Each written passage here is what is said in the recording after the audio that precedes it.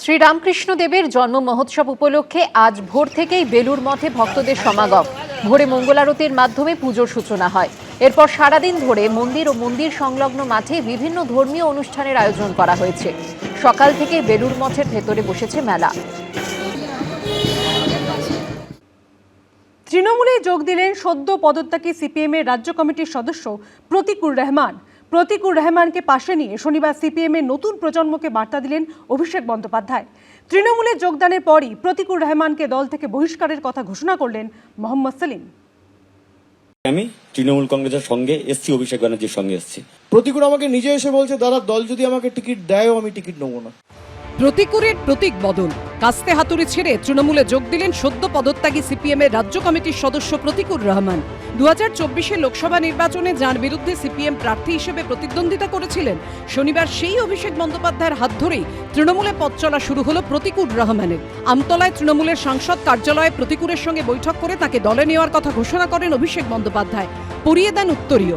আর এরপরই প্রতীকুরকে দলের থেকে বহিষ্কারের কথা ঘোষণা করলেন সিপিএমের রাজ্য সম্পাদক মোহাম্মদ সেলিম। বিজেপির বিরুদ্ধে লড়বার জন্য সবচেয়ে বড় শক্তি হচ্ছে তৃণমূল কংগ্রেস।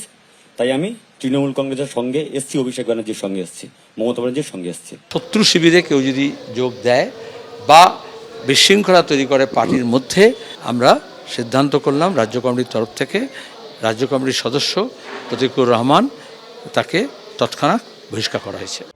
সম্প্রতি সিপিএমের রাজ্য সম্পাদক মোহাম্মদ সেলিম সহ রাজ্য জেলা নেতৃত্বের একাংশের বিরুদ্ধে লবিবাজি, গোষ্ঠীবাজি এবং ইচ্ছাকৃতভাবে কোণঠাসা করে রাখার অভিযোগে সরব হন প্রতীকুর রহমান। ছেড়ে দেন দলের প্রাথমিক সদস্য পদ। জল্পনা জোরালো হয়, তাহলে কি তৃণমূলে যোগ দিচ্ছেন প্রতীকুর? শনিবার সেই জল্পনাই সত্যি হলো। নজিরবিহীনভাবে এই রাস্তায় দাঁড়িয়েই প্রতীকুর রহমানকে তৃণমূলে যোগদান করালেন অভিষেক বন্দ্যোপাধ্যায় এবং তাকে পাশে নিয়েই সিপিএম এর তরুণ প্রজন্মকে বার্তা দিলেন তৃণমূলের সর্বভারতীয় সাধারণ সম্পাদক। আপনি একটা ছেলেকে জানেন না, আপনার সাথে যে এতদিন ধরে দল করলো তাকে আপনি চেনেনই না।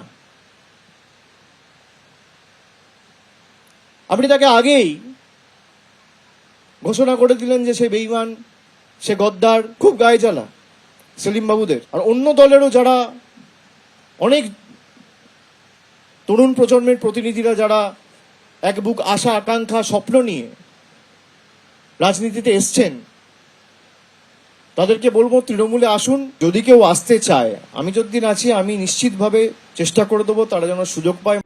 2021 বিধানসভা ভোটে ডায়মন্ড হারবার কেন্দ্রে সিপিএম এর প্রার্থী হন প্রতীকুর রহমান। 2024 লোকসভা নির্বাচনে ডায়মন্ড হারবার কেন্দ্র থেকে অভিষেক বন্দ্যোপাধ্যায়ের বিরুদ্ধে সিপিএম প্রার্থী হিসেবে লড়েন তিনি এবং পরাজিত হন। শনিবার সেই অভিষেক বন্দ্যোপাধ্যায়ের হাত থেকে উত্তরীয় পরে তৃণমূলে পথ চলা শুরু করলেন একদা সিপিএম এর সংগ্রামী তরুণ নেতা প্রতীকুর।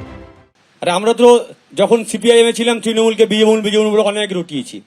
তৃণমূল সেটা ভুল প্রমাণ করার জন্য অভিষেক ব্যানার্জি, মমতা ব্যানার্জি সুপ্রিম কোর্টে গেলেন। আর প্রতিদিন তৃণমূল কংগ্রেস সিপিআইএমকে বলছে বিজেপির বি টিম তোমার ভোট ট্রান্সফার করেছো, সেটা প্রমাণ করার জন্য মোহাম্মদ সেলিম হুমায়ুনের সঙ্গে বসলেন। এখন কয়লা, বালি, খাদান, চাকরি চুরি, বিদেশে টাকা পাচার এর সঙ্গে এবং যারা ওই ডায়মন্ড হারবার কেন্দ্রে গোটা দেশের মধ্যে সবচেয়ে বেশি সন্ত্রাস এবং লুটের রাজত্ব, ভোট লুট, অর্থ লুটের এবং আক্রমণ করা, ঘর ছাড়া করা এবং তার শিকার সেও হয়েছিল।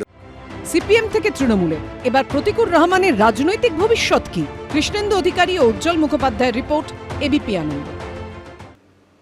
মমতা বন্দ্যোপাধ্যায়ের সঙ্গে এক মঞ্চে অনন্ত মহারাজ। রাজ্য সরকারের তরফে বঙ্গবিভূষণ সম্মান দেওয়া হলো বিজেপির রাজ্যসভার সাংসদকে। অমর 21 সরকারি অনুষ্ঠান থেকে বঞ্চনার অভিযোগে সরব হলেন বিজেপির সাংসদ। তাহলে কি ভোটের আগে কোচবিহারে নতুন কোনো রাজনৈতিক সমীকরণ দেখা দিতে পারে? জল্পনা তুঙ্গে।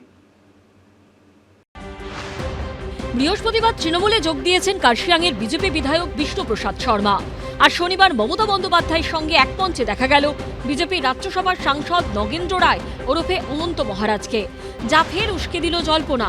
ভোটের আগে অস্বস্তিতে পদ্ম শিবির। রাজ্য সরকারের তরফে এদিন বঙ্গবিভূষণ সম্মান দেওয়া হলো বিজেপির রাজ্যসভার সাংসদকে। শনিবার 21 ফেব্রুয়ারি আন্তর্জাতিক মাতৃভাষা দিবস। সেই উপলক্ষে এদিন দেশপ্রিয় পার্কে ছিল অমর 21 সরকারি অনুষ্ঠান। মুখ্যমন্ত্রী মমতা বন্দ্যোপাধ্যায় আসার আগেই শনিবার দেশপ্রিয় পার্কে চলে আসেন বিজেপি সাংসদ অনন্ত মহারাজ। মুখ্যমন্ত্রী আসার পর অরূপ বিশ্বাসের সঙ্গে মমতা বন্দ্যোপাধ্যায়ের কাছে যান তিনি। দুজনে শহীদ বেদিতে মাল্যদান করেন। মঞ্চে মমতা বন্দ্যোপাধ্যায়ের ঠিক ডান পাশেই বসেছিলেন বিজেপি সাংসদ। বঙ্গবিভূষণ প্রাপকদের তালিকায় প্রথম নামটিই ছিল তার। বিধানসভা ভোটের মুখে রাজ্য সরকারের অনুষ্ঠানে বিজেপি সাংসদ অনন্ত মহারাজের উপস্থিতিতে রাজনীতির অলিন্দে নতুন চর্চা তৈরি করল। আর এসবের মধ্যেই তার মুখে শোনা গেছে ইঙ্গিতপূর্ণ মন্তব্য। আমরা আজ পর্যন্ত লাঞ্ছনা বঞ্চনা তিরস্কার শিকার হয়েছি, সব কিছু হারিয়েছি। বঞ্চনা মানে বঞ্চনার সীমায় নেই, সীমানা নেই। অনন্ত মহারাজ আমার সহকর্মী, আমার সতীর্থ। আমরা একই সঙ্গে রাজ্যসভায় পাশাপাশি বসে, তা আমার সতীর্থ যদি সম্মানিত হন, তিনি যদি কোনো পুরস্কার পান, এর থেকে বড় আনন্দের খবর আর আমার কাছে কিছু হতে পারে না। কোচবিহারে অত্যন্ত গুরুত্বপূর্ণ ফ্যাক্টর রাজবংশী ভোট। এই জেলায় প্রায় 34% রাজবংশী ভোটার। পর্যবেক্ষকদের একাংশের মতে রাজবংশী ভোটারদের মধ্যে অনন্ত মহারাজের প্রভাব রয়েছে। সেই জন্যই তাকে রাজ্যসভার সাংসদ করেছিল বিজেপি। আর এহেন অনন্ত মহারাজই শনিবার রাজ্য সরকারের অনুষ্ঠান মঞ্চ থেকে বঞ্চনার অভিযোগে সরব হলেন। এটা আমার অন্তরে ব্যথা, সব কিছু হারিয়েছি। বঞ্চনা মানে বঞ্চনার সীমায় নেই, সীমানা নেই।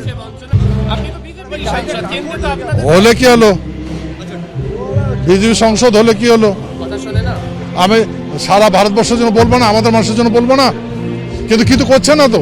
অনন্ত মহারাজের অন্যতম দাবি হচ্ছে উত্তরবঙ্গকে আলাদা রাজ্য করা। আমার প্রশ্ন হচ্ছে, তৃণমূল কংগ্রেস আজকে তাকে যে কি একটা পুরস্কার দিলেন, বঙ্গবিভূষণ দিলেন, তো বঙ্গবিভূষণ দিয়ে কি তৃণমূল কংগ্রেস বাংলা বিভাজনকে কি অ্যাকসেপ্ট করে নিলেন? সেই প্রশ্নটা সবার আগে। এই প্রথম নয়, এর আগেও বারবার বিজেপির অস্বস্তি বাড়িয়েছেন অনন্ত মহারাজ।